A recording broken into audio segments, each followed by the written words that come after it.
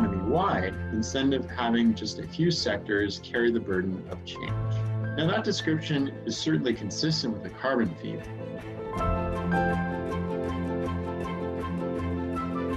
We're excited to see that climate change is getting so much attention in the national conversation and on the presidential campaign trail.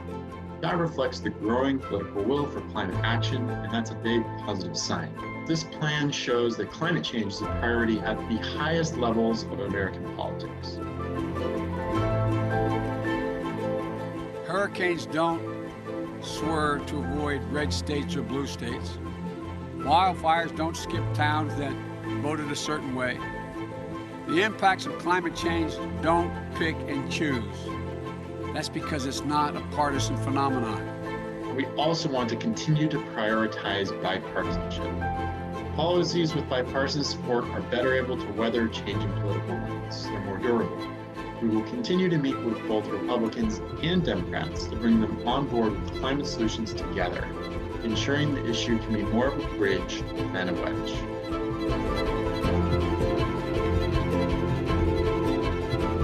Even in a crisis, there's nothing beyond the capacity of the American people when we stand up and act together. Dealing with climate change is a global crisis. That requires American leadership. We need to get to work right away.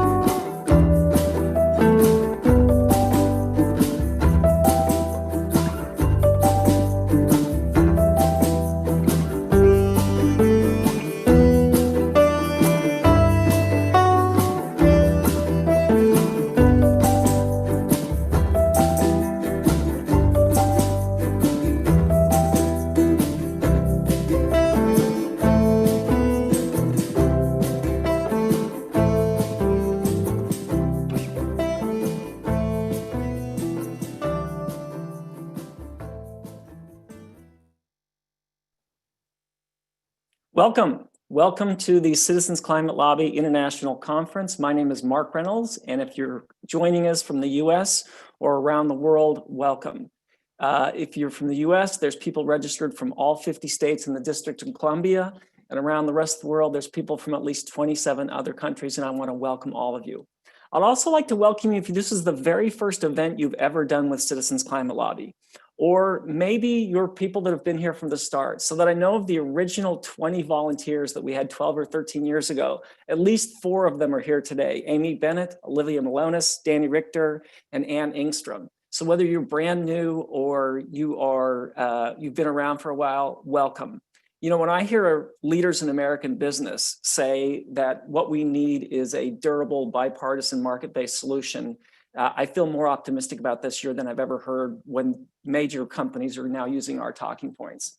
So what we're going to do over the next couple of days is everything we can to lay out us to be as powerful a position as possible going into next year. And also for those of you that will be going to Senate and House offices virtually this week, that we have the best chance of success with them. So what's going to happen is, first of all, we're going to have a keynote panel that I'll be introducing the 3 people. We got the exact 3 people we wanted for this, and I'll explain why when I introduce them in just a moment. Then there'll be a strategy session with Vice President Danny Richter. This is really a carryover. If you're gonna be on the Hill with us this week virtually, I hope that you'll make sure that you picked up the first 2 trainings that Danny did to position us to be effective on the Hill, but also the session's really designed for us to be powerful going into this year. The first set of breakout sessions are reaching out to specific groups of people: young people, people of color, conservatives. So it's very targeted training for outreach. Then you have a choice. You could take a break if you wanted, or there's an action team fair. We have 37 action teams who are hosting events. So that could be the health action team. It could be many of the different faith action teams that we have. And then really important sessions starting at 3:10 East Coast time are our state breakouts. We believe our path to success is through the Senate. And so it's important that the states get together, get a chance to plan next year and get to figure out your plan for your particular members of the Senate. The next set of breakouts are more around building political will, tools to build political will, so we'll have those. And then the closing remarks, we'll have, first of all, Representative Ted Deutsch talking about his vision for reintroduction of the bill next year, and then Dr. Natasha DeJarnette, who is our incoming board president, and as the incoming governing board president, will talk about her vision for Citizens Climate Lobby for 2021. We also have sessions tomorrow. All those sessions tomorrow are standalone. And so they're 2 to 3 hours long. They start at this time also. There's first of all, kind of the super wonky one, a closer look at carbon pricing studies. And then also, we're not going to emphasize the June analysis of our June meetings as much in this week's lobbying as we have in previous years, but there's a lot of really interesting stuff that we found in new ways it can be presented. So I think you'll like that. The next session, Bridging the Divide on Climate Solutions by Braver Angels. If you've done a Braver Angels workshop with us, this is not that one. This is a new one. This is specifically about the area of solutions. And then a lens into race and climate. And then the fourth session is Envisioning Climate Success in Your Next Steps. That's with our own Peterson Toscano, the head of CCL Radio. And he's just really brilliant at having people envisioning a future and being able to work powerfully into that. Okay. What about our panel for this morning? So first of all, we have Professor Hari Hahn. Professor Hahn is a political science professor at Johns Hopkins University. She's been published extensively, including 4 books. But there's a couple of things that I want to say about her. One is the first time that Hari was on our call as a guest, she talked about the difference between transactional and transformational advocacy. In transactional advocacy, you just ask people to do something. In transformational advocacy, the people are also really important.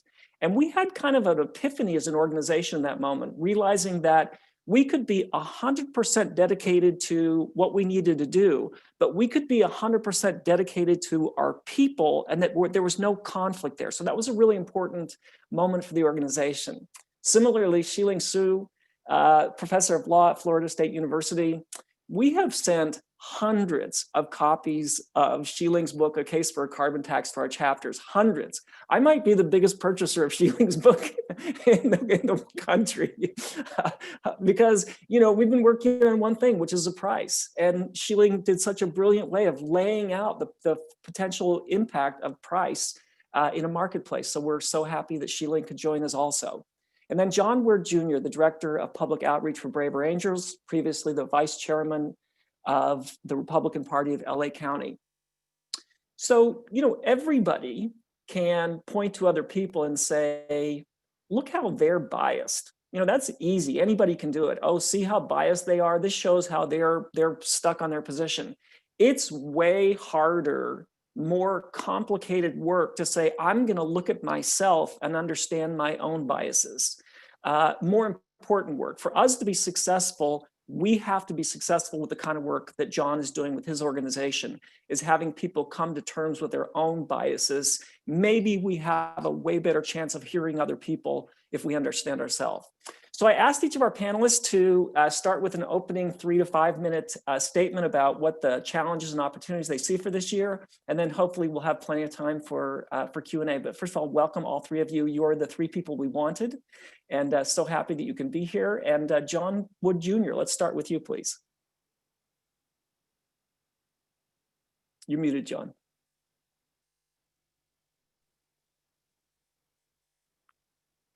John, you need to unmute yourself. Can you hit your mic?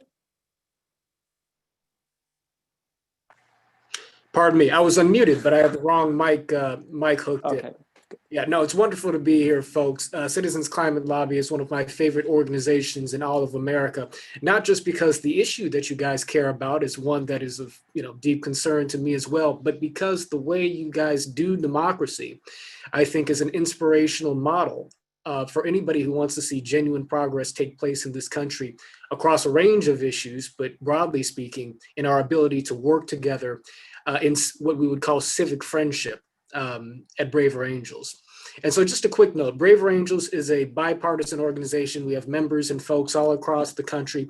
We don't take positions on particular policy issues. But what's true is that because we speak and work beyond the stereotypes our organization is a home for folks who oftentimes care about an issue deeply that sort of bucks the trend in their own party. And so I've had the pleasure of being able to work alongside people of both parties, but certainly Republicans, certainly conservatives who care deeply about this issue.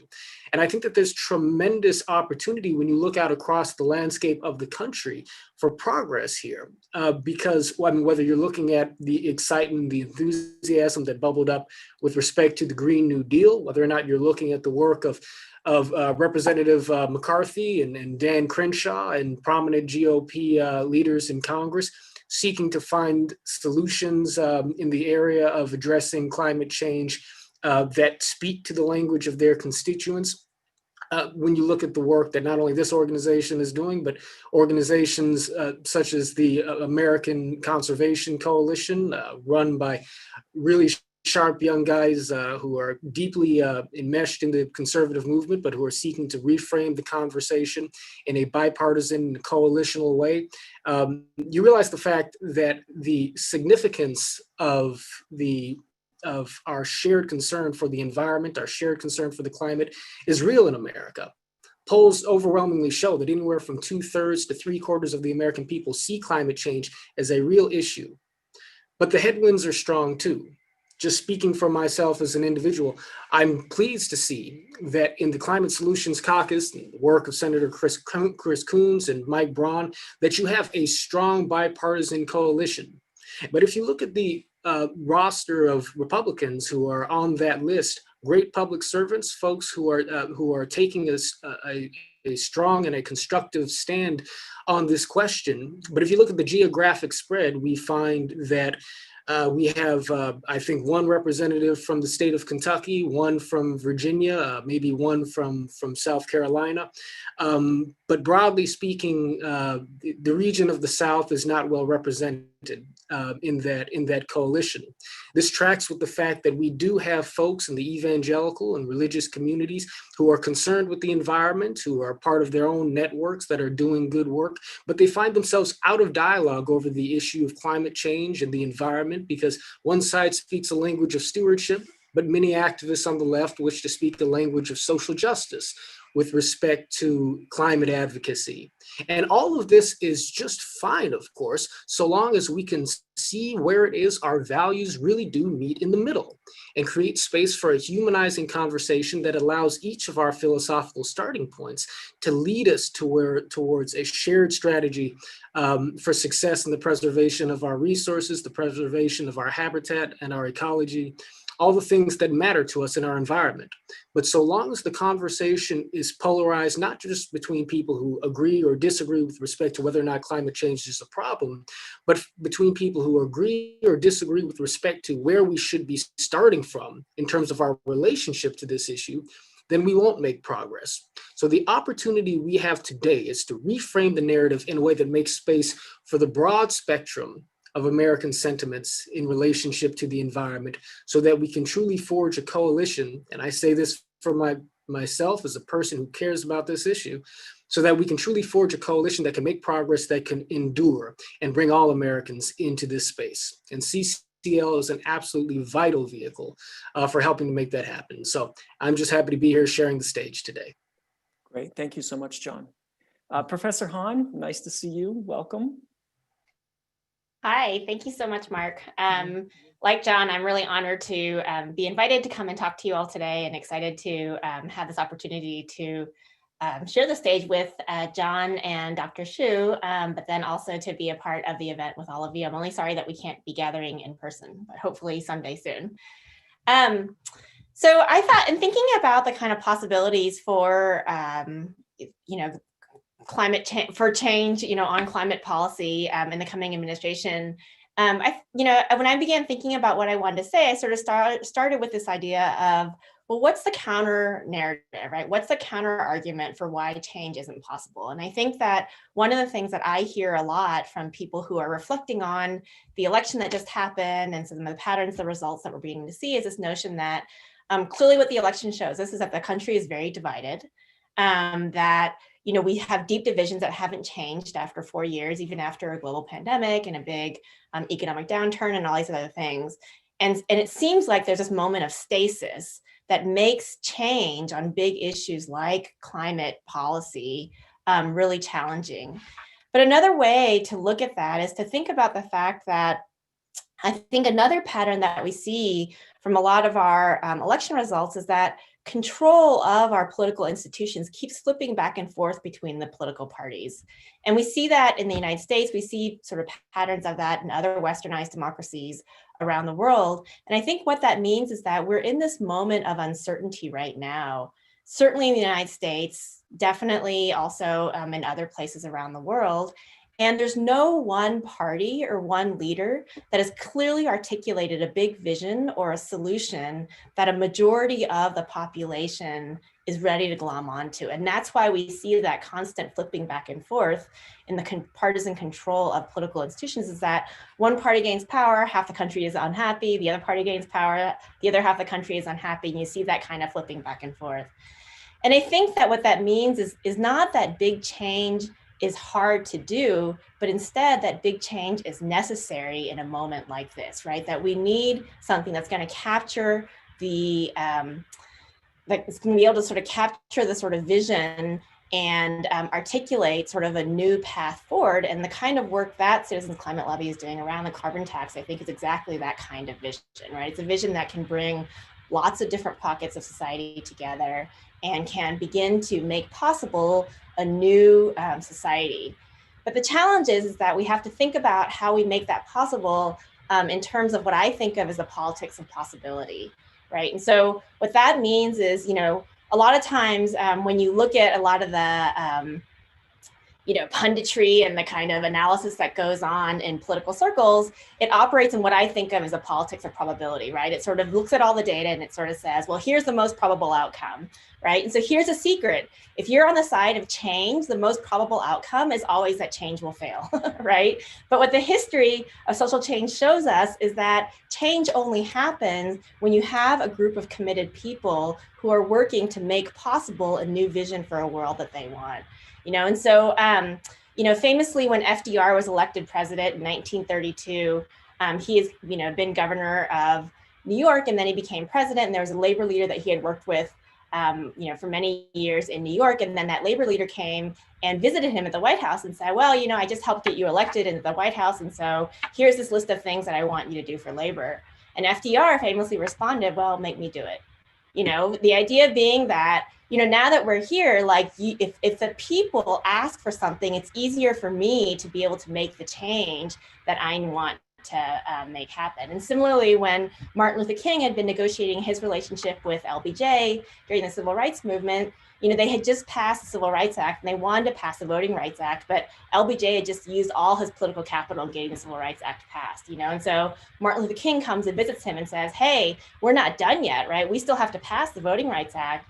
And LBJ reverts back to FDR's statement and says, make me do it, And I feel like we're in a moment right now where the administration, whether we think about in terms of the president or in terms of whichever party ends up controlling Congress, is in a situation where they need the public to make them do it, right? That they will only make the kind of change that we want if they feel like there's a base out there that's going to provide them with the cover and hold them accountable to the things that we want. And so one of the things that, we've looked at a lot in the research that we've done on social movements and how they work is kind of this insight that Mark was referring to before, which is that how we do our work makes possible what we're able to do.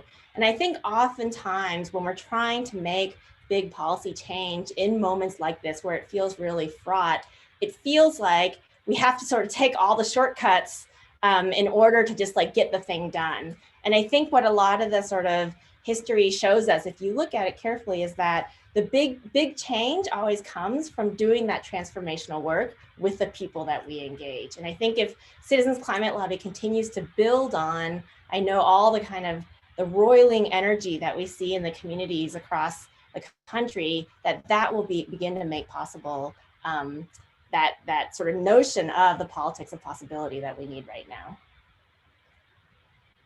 Wow, okay. Thanks, Hari. Xiling.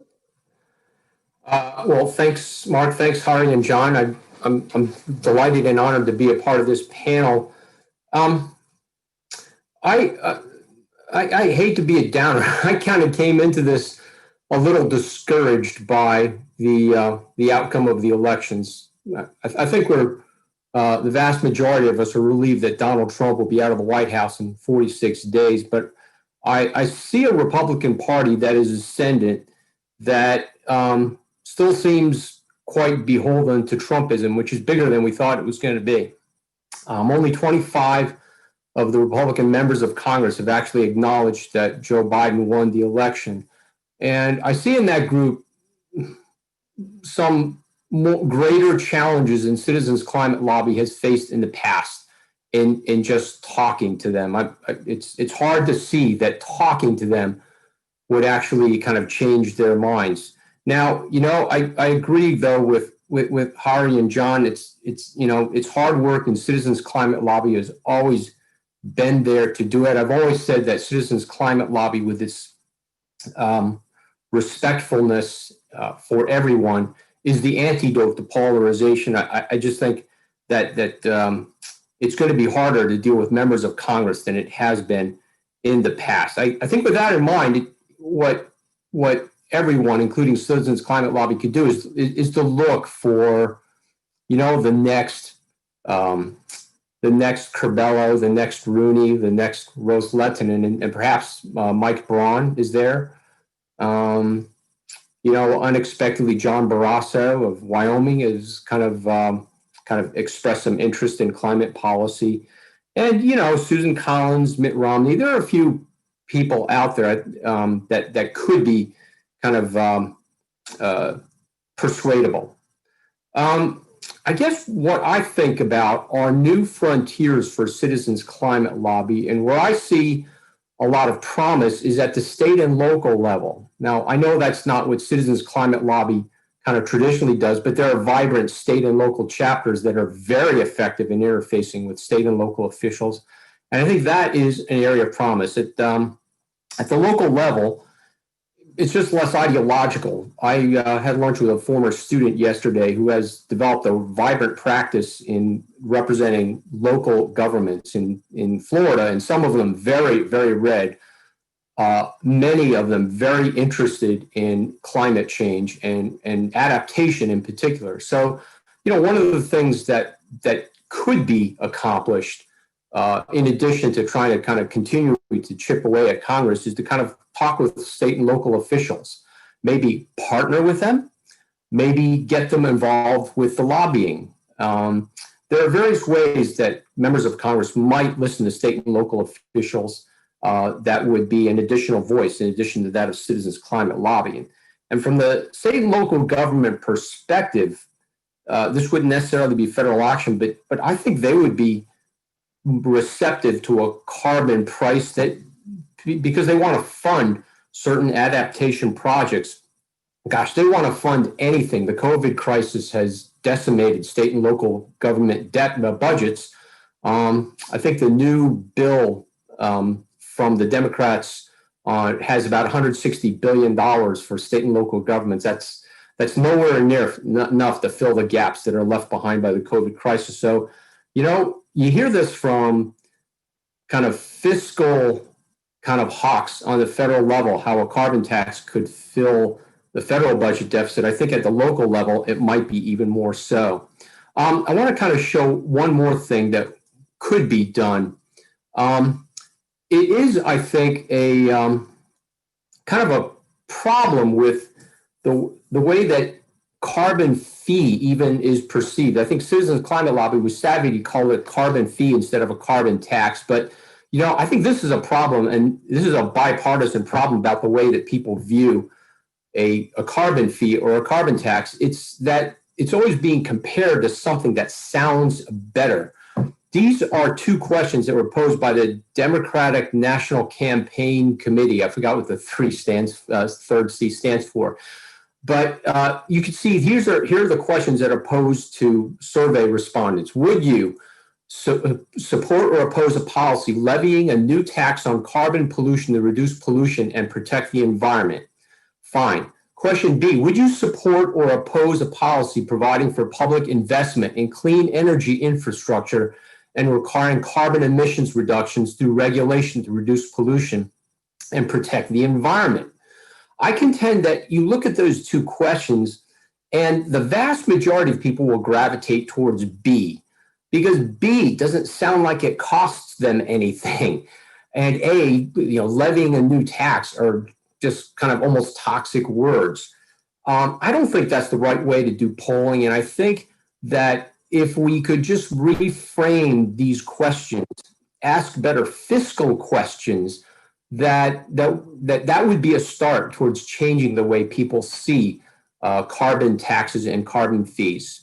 I think still people perceive the price when they talk about that. So anyway, the epilogue of this is that the Democratic Party polled Democratic voters, and not surprisingly, the vast majority of them were much, much more receptive to B than they were A. And I think what we have to do is just try and flip that perception a little bit and be a little bit more perhaps long-winded about climate policy, and to make sure that respondents spend more than just 60 seconds thinking about policy.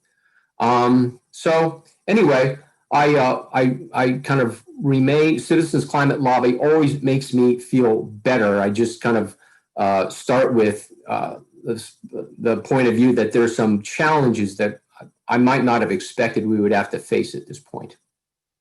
Yeah, thank you, Shiling. So great to have you on also.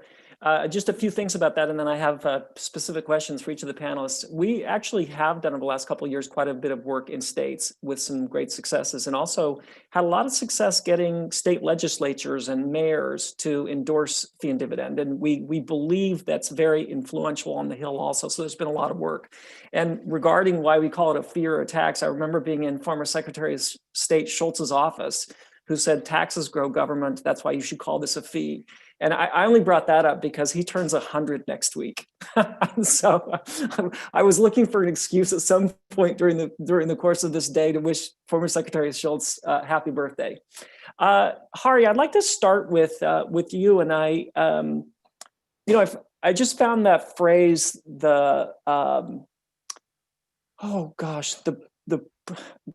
I don't know what you called it, of possibility, but you contrasted it with probability. And we're an organization that certainly has tried to organize itself not around what people think can be done, but what has to be done. And if you could elaborate a little bit more on, was it the politics of possibility? Was that the word you used? Yeah, could you just expand on that a little bit? Sure. So there's been research that sort of looks at how likely policy change is to happen in the U.S. Congress, right? And there's probably the best study on this is one that took a random sample of issues in the U.S. Congress in the early 21st century and then followed them over the course of like 5 to 10 years. I can't remember exactly what it was, to try to see like how often we saw policy change, right? And by taking a random sample, what it meant was that they got some issues that were super high on the political agenda. This is in the early 21st century. So things like healthcare reform before the Affordable Care Act had passed, climate change issues were on there, immigration reform, like all the different things. And also really small issues like reform of the US Postal Service or reform of NASA or things that don't get as much public attention. And regardless of the type of issue, what they found is that in tracing the arc of the issue over a 5 or 10 year period, the probability of change is extremely low. It's something like 10%. And so what that means is that if you're on the side of trying to make change, whether it's around carbon tax or anything else, right, the chances that's going to happen are low, right? And so if you were to look at the probabilities and say, here I am, should I spend my time on doing this? Then probabilistically speaking, the answer is no, because it's not going to, 90% of the time, nothing happens, right? We get status quo. But then if you look, so then the question is, okay, so then if we're in a situation like we are now, where clearly change has to happen in order to meet the looming challenge of climate change, for example, then what is it that we can do? Then the question is, well, how do I make possible the change that we want to see? And that's where a lot of the research that we do has been grounded, is this question of, it's not to sort of ignore the challenges that Dr. Hsu is laying out, or the challenges of the fact that 90% of the time you get status quo, but instead to sort of say, well, where are the places, where are the levers that you can pull to make change possible? And the levers that you can pull on sort of situations like this very often have to do with the extent to which the elected officials feel like they are being held accountable to a base of people who are going to help them achieve their other agenda, you know, like help them achieve re-election, help them achieve other policy priorities, like all these different kind of things. And so the extent to which you have this like active base in the districts and in the communities is it's way more predictive of the extent to which you are able to whether you're able to sort of beat the probabilities or not. And that, I think, is what I meant by the politics of possibility. Great, thank you for that. John, I want to follow up with you also. So obviously the people on the edges of both parties make the most noise. So it makes it seem like they're representing the majority of Americans' opinions. But I want to ask you about other organizations that are doing similar work. Do you find momentum working more towards Braver Angels, or do you feel like you're out there on your own, trying to work in a nonpartisan, bipartisan space? Well, I mean, there's certainly a great deal of momentum in the direction of recognizing the fact that the polarization of American political society and just our social culture in general is, in a sense, sort of not just the main cultural, but the main structural headwind facing, just the widest possible range of problems that need to be solved.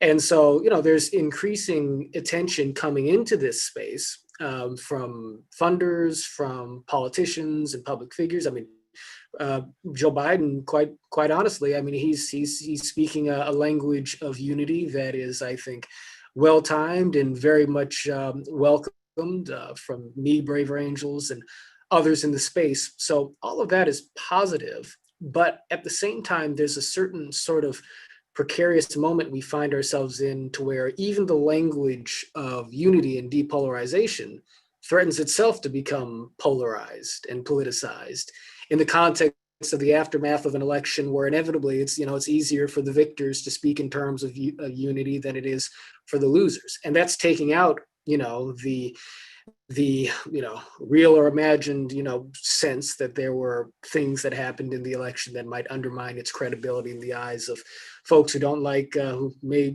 not like the outcome. So these are serious headwinds towards building the type of shared civic trust that would allow us to sort of make the progress we would want to see in the face of what this larger opportunity is. So in other words, people see that we need to come together, but the trust still needs to be built. But that's always going to be the case in one way or another. I think the thing to emphasize here is the fact that, Hari, you were talking about finding the levers through which progress is made. And I've heard you speak in terms of the dichotomy between mobilization and organization. Big fan of Dr. Hari's, by the way. I think that we have to recognize the fact that while the issue of climate change is urgent, we still have to be urgently patient in the way we go about organizing in a manner that allows folks to make the most impact, right? Because there is space in civil society, in local communities, to Dr. Sue's point, there is space to organize in a way that allows us to build communities together and reframe the narratives from the ground level up, and that affects the way elected officials think. But breaking through the national narrative in one bold stroke is a hard thing to do. We need to be urgently patient in how we build and organize together to create the space for the new consensus to form. I like that phrase, urgently patient. It reminded me, our guest speaker for our call next month is Christine Figueres, who put the whole Paris Agreement together, and she said we need to be stubbornly optimistic. Which I like that also. Shilling, I want to ask you about what influence you think the business community can have this round, because we're seeing more statements from large American companies. You saw the Business Roundtable speak out in favor of a carbon tax. Do you think they're ready to start wielding their influence on policy getting done? I mean, what businesses want is predictability. And that's one of the reasons so many people are in favor of a carbon tax as a way of mitigating global climate change, is it gives them a predictable future. But what do you think about the likelihood of getting support from that community? You know, I think that is very important. I'd like to kind of just build on a point that Hari and John made about stubborn optimism, or maybe it was you that coined that phrase, but both of them spoke to that. And one of the things about Citizens Climate Lobby that is so inspiring, frankly, is that, you know, climate change is hard, and we won't do it in one bold stroke, but hopefulness or optimism, it may not be a sufficient condition, but it is a necessary one. And if you are willing to accept the proposition that something has to be done, then there really is no other option just to be optimistic, be kind of patient, and work forward and hope it works out. And if it doesn't work out, if we do have a lot of climate disasters, then at least we will have gone down swinging. The business community is interesting. I think the business community has already, I think, moved well past kind of a debate about climate change and the need for carbon pricing. I think they would probably support carbon pricing, but I think they still just need to have some cover, ironically, from the politicians themselves. If you think about Walmart, for example, you know, they have already been at it for a decade in terms of trying to reduce their own carbon footprint and reduce that of their suppliers. A lot of them, like Walmart, have the market power to actually just do climate policy on themselves. This is an area of kind of scholarship that's been referred to as private environmental governance. And I think, you know, if business could be kind of convinced that it would be in their not just political, not just economic, political interests to kind of support a carbon price, they could be brought on board. I think a lot of them are really quite open about the need to address climate change, and probably a lot of them are quite open about the need to do it through a carbon price.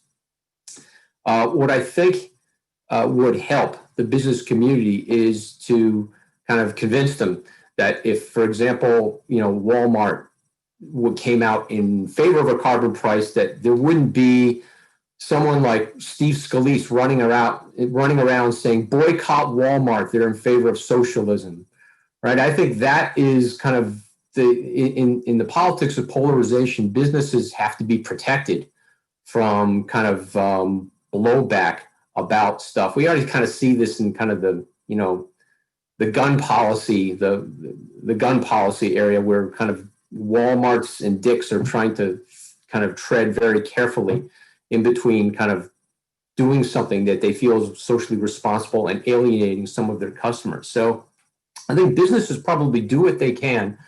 And if they could be kind of, if they feel confident they're not going to be attacked for supporting a carbon price, I think they would. Thank you for that. I want to just shift directions a tiny bit here, because outreach is so important to us as an organization. And so we were going into Earth Day this year. We had hundreds of tabling events set up. We had all these talks we were going to give. We were going to reach out to the public, and then we couldn't do it. And so, you know, I read an interview with Cesar Chavez one time where he talked about how he did organizing. They're like, what's the magic? How do you do it? And he said, you know, I talked to one person, and when I'm done talking to that person, I talk to the next person. They're like, no, not that part. You know, tell us how do you mobilize thousands of people? And he goes, well, I talked to one person, and then I talked to another person. And so we're kind of that organization. And I saw an interview with Bill Gates where he said, you know, he thinks we'll be in this situation for the next 6 to 9 months. And so, Hari, I was particularly interested in, do you have any advice or guidance to our people of, you know, how do we continue to effectively do outreach and reach out to groups in a limited world? Yeah, that's a great question. I mean, certainly COVID has changed the way we all interact, not only in the kind of public work that we do, but also in our own family lives. And it's hard to underestimate how profound the changes have been to everyone's lives. That being said, I agree with Cesar Chavez on this one.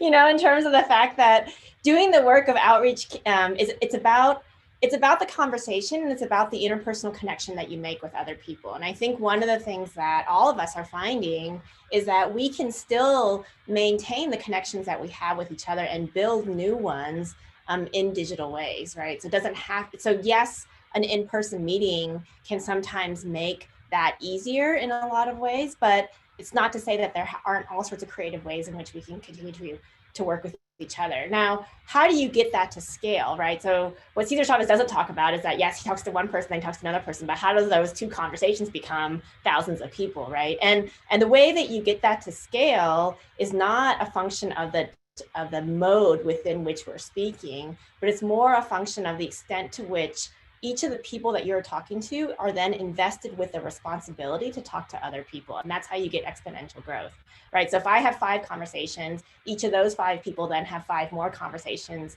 that gets to 25, and then 25 gets, each of those has another 5, and all of a sudden you're at 125, and then it continues to grow exponentially like that. And so, when we look at the data, the cloud around organizing only happens when you distribute responsibility so that people who are at the ends of that 125 to the next 5, feel like they have ownership over the work that they're doing in reaching out to others. And so that's how one person becomes 1,000 people, whether it's over Zoom or over the phone or in person.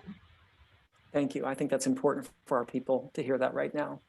I want to just check with Flannery. Flannery, are there big themes in the questions that we should address because they're being asked a lot? Yes, we have some questions for John. People are asking, who are the advocates that we have yet to bring into our advocacy for carbon pricing? One person said that we have corporations, there are elder statesmen Republicans, there are centrist politicians, there's faith community. Who else do we need to bring into the conversation?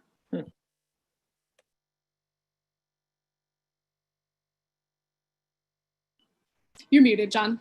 Yeah, pardon me. Yeah, so let me answer that. Well, first of all, you guys may be in dialogue with groups and leaders that I'm not aware of, certainly. I do think that ultimately, where if you're just looking at the macro demographics of American society, the reason in my opening remarks I mentioned the fact that within the Solutions Caucus you don't see much representation from the South is because that maps onto the core base of support that President Donald Trump has enjoyed. It maps on to the larger kind of sort of evangelical and Protestant community in the United States. And, sadly, on this particular issue, there's a real sort of communication firewall that's been hard to break through for various reasons because the language is so polarized. So, and for reasons deeper than that. I don't know if you guys have a relationship with the Evangelical Environmental Network. If you guys, okay, well, that's wonderful to hear. I think that when the lockdown went into effect, Braver Angels was faced with a moment that we thought could be just terribly destructive for the work that we do, because so much of what we had done had rested on in-person gatherings, right? It turned out that, in fact, shifting everything online wound up being an amazing opportunity for us to scale our reach, our ability to connect with not just greater numbers of people across greater distances, geographically speaking, but also influential individuals who are in networks that we wouldn't have been able to reach before, but who now had time on their hands and could do things with us virtually.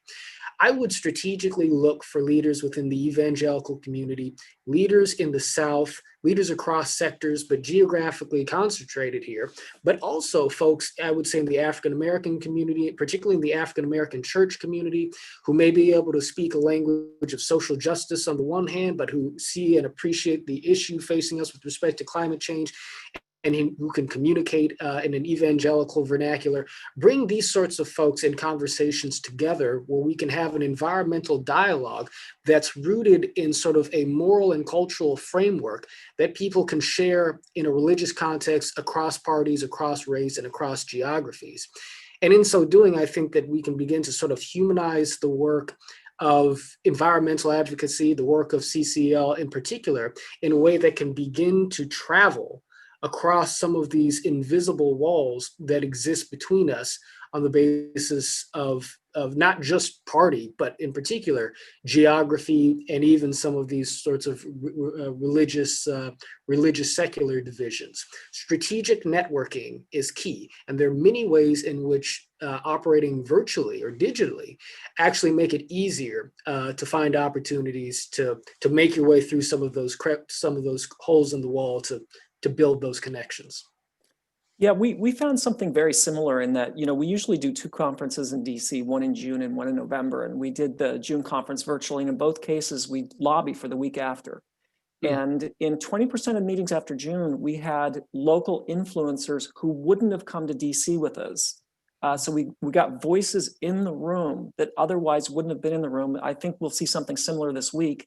And then also in one case of a meeting with a Michigan senator, there was over 150 people. We've never been able to cram 150 people into a Senate office, but doing it virtually certainly raised opportunities. Well, this certainly exceeded my expectations, and my expectations were high because we have a really, high regard for all 3 of you.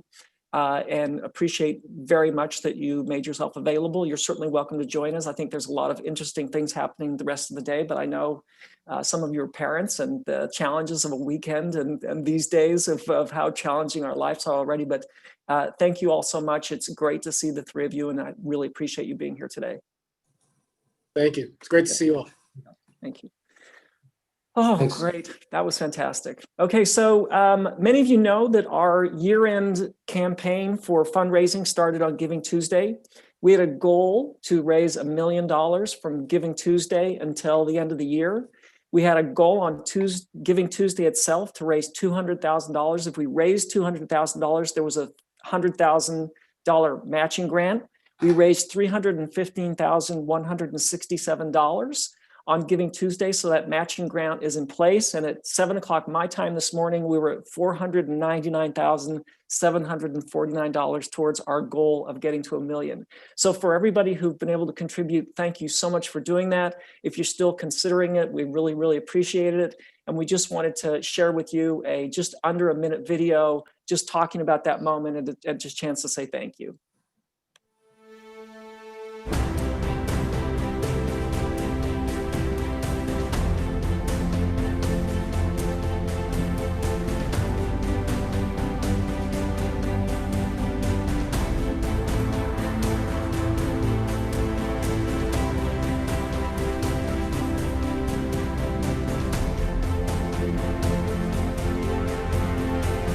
I support the Energy Innovation Act. I just want to voice my support for the Energy Innovation and Carbon Dividend Act.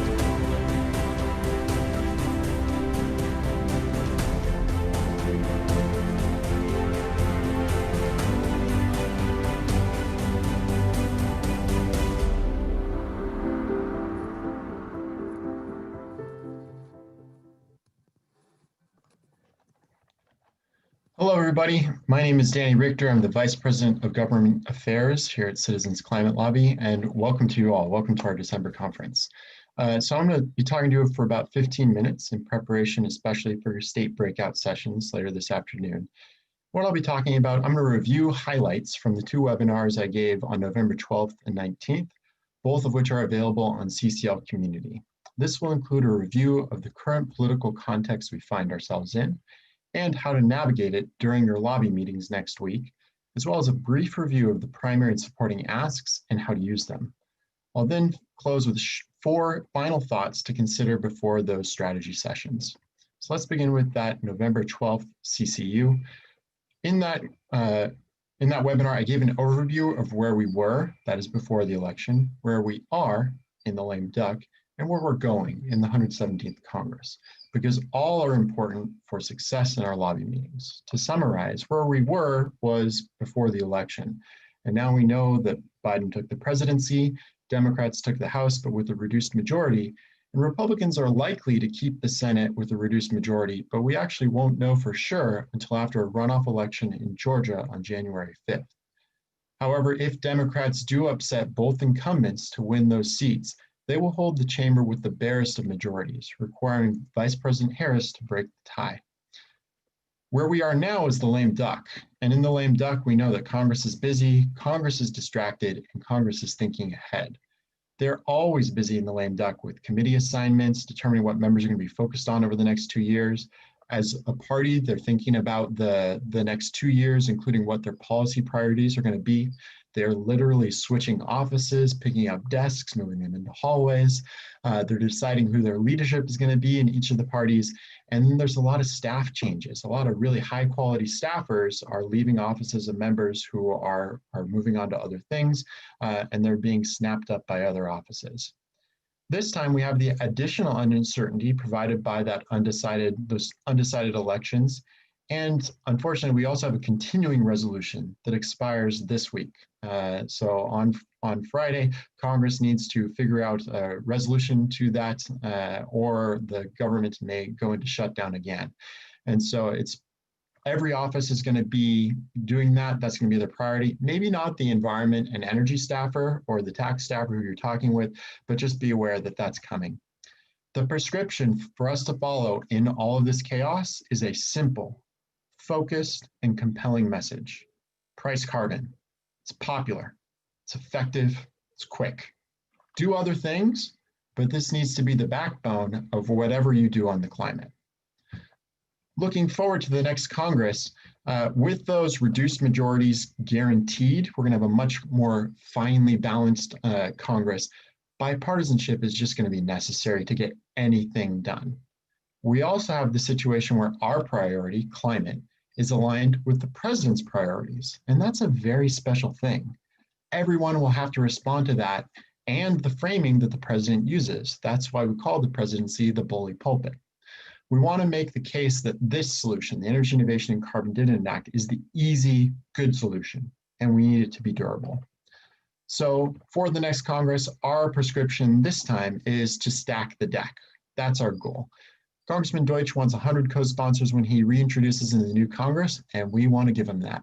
More co-sponsors makes the case that this is the easy, good solution that has the best shot of bipartisan support, expert support, is immune to Supreme Court, will cut emissions by the fastest for other priorities. Moving on to the second CCO, here's where I focused on the primary ask, the carbon pricing is popular document, and the supporting asks. As I said, the main goal of the lobby day is to stack the deck in favor of the Energy Innovation and Carbon Dividend Act. In the House, that means we're asking for co-sponsorship. For those who are already co-sponsors, we're asking them to talk publicly about their co-sponsorship. In the Senate, that means talking to Senator Coons and getting a bipartisan bill introduced, having senators talk to Senator Coons. But being sensitive to the context we find ourselves in, I thought that it was important at this juncture to remind Congress that carbon pricing is popular beyond this organization. And this is the main thing that I want the offices you're meeting with to take home after your meeting. I think this message, carbon pricing is popular, more than anything else, is what is going to help us get to 100 co-sponsors, to get existing co-sponsors to pipe up, and to help Senator Coons. So I asked you to send both the primary ask sheet and the companion carbon pricing is popular document to the staffers you're going to be meeting with ahead of your meetings. Both of these documents highlight support for carbon pricing from 5 sectors of society that are important to Congress: experts, local leaders, other members of Congress, businesses, and faith groups or faith traditions. I also shared with you that I have a concern, and the concern I have is that we've been so clear about what we want and so disciplined about our message that lots of people in DC have the impression that we are inflexible.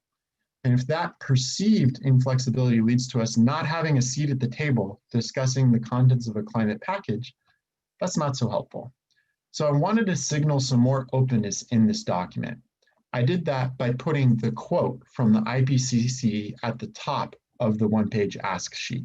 Put the experts first. In the second paragraph, we are very clear on our preference. It is the only bold sentence, and that preference is to support the Energy Innovation and Carbon Dividend Act.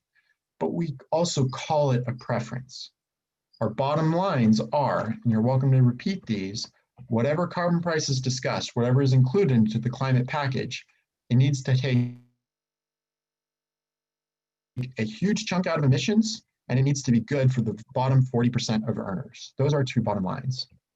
Along with the one-page ask sheet, we also have the carbon pricing is popular sheet. A lot of these points that are in this sheet are about popularity are highlighted directly in the one-page ask sheet. And this sheet is really about providing a little bit more information about the 5 constituencies highlighted in the ask sheet. Again, those are experts, local leaders, other members of Congress, businesses, faith groups or traditions.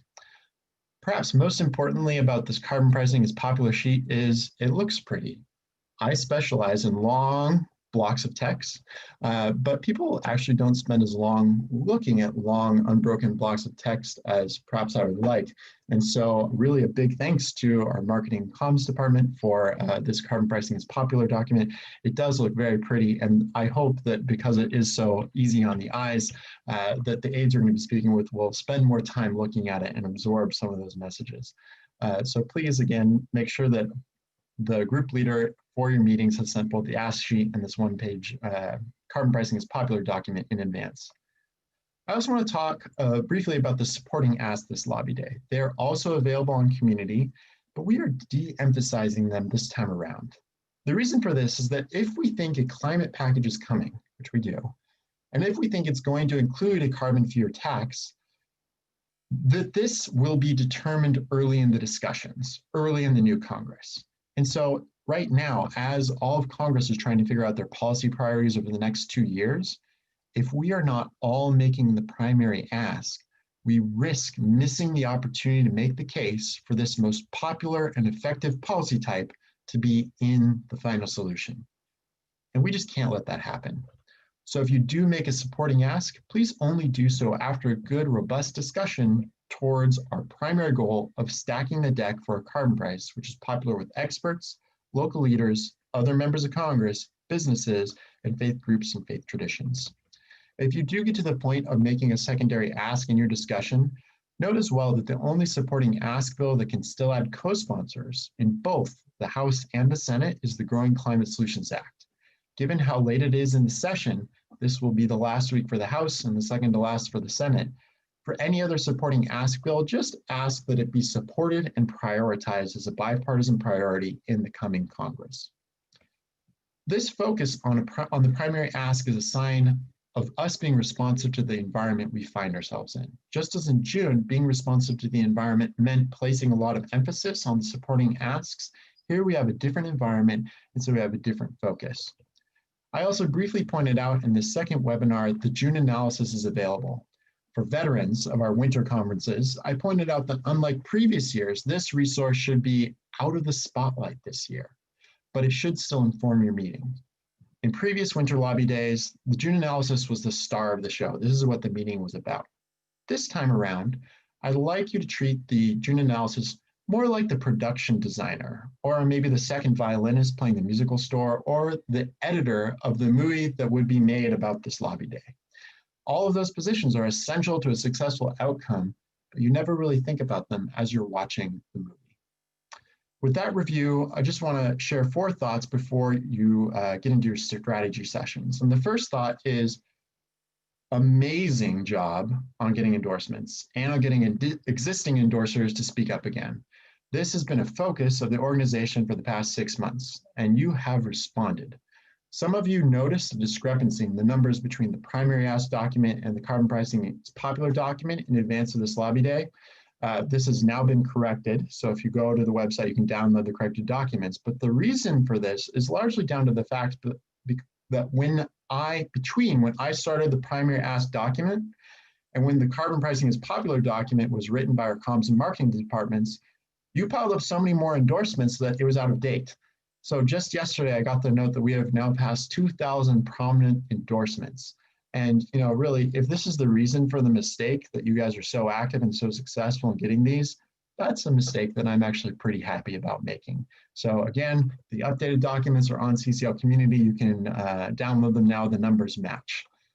If you haven't seen the short video of mayors reiterating their support for the Energy Innovation and Carbon Dividend Act, please do check it out. I heard a volunteer account of sharing this video with the city sustainability advisory board he'd been working on for 4 years.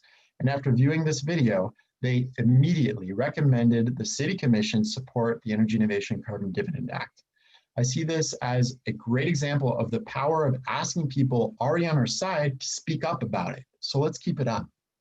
Second thought I want to share is how necessary it is to be bipartisan. This is something we've always believed, even when it's been especially difficult. This Congress, another divided Congress, even more closely divided than the last, means that this message, which we have never deserted, this message is one that everyone is going to have to play by if they want to truly honor the urgency of this issue. The best Congress to pass climate legislation in is always the Congress we have right now.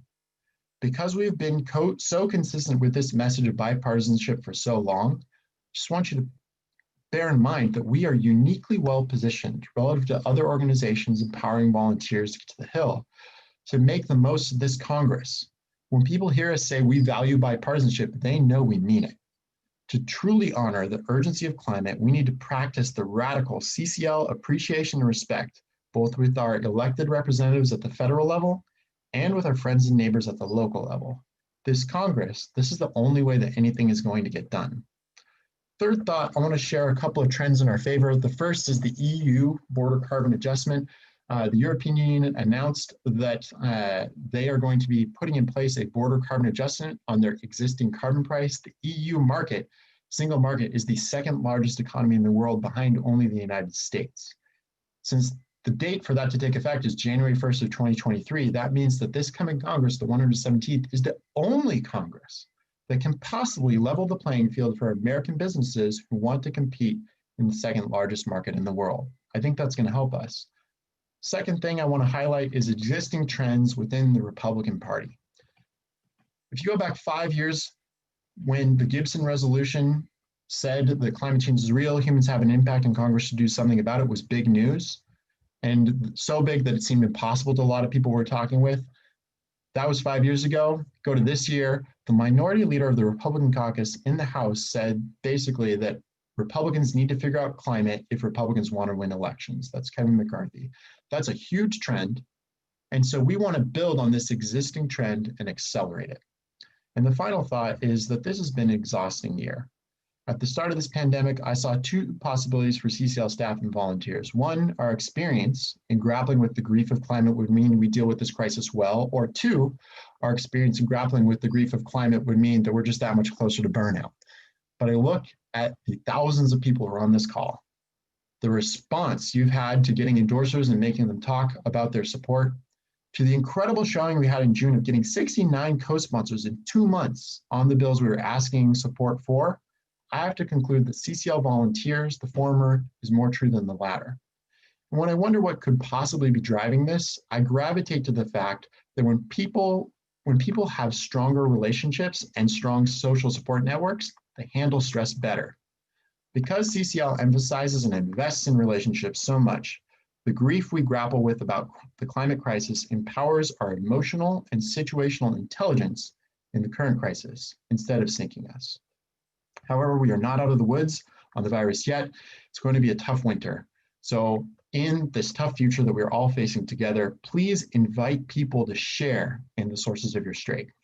We're going to need more people with us this Congress to accomplish our goals. The most important step in getting people to join us is that first invitation.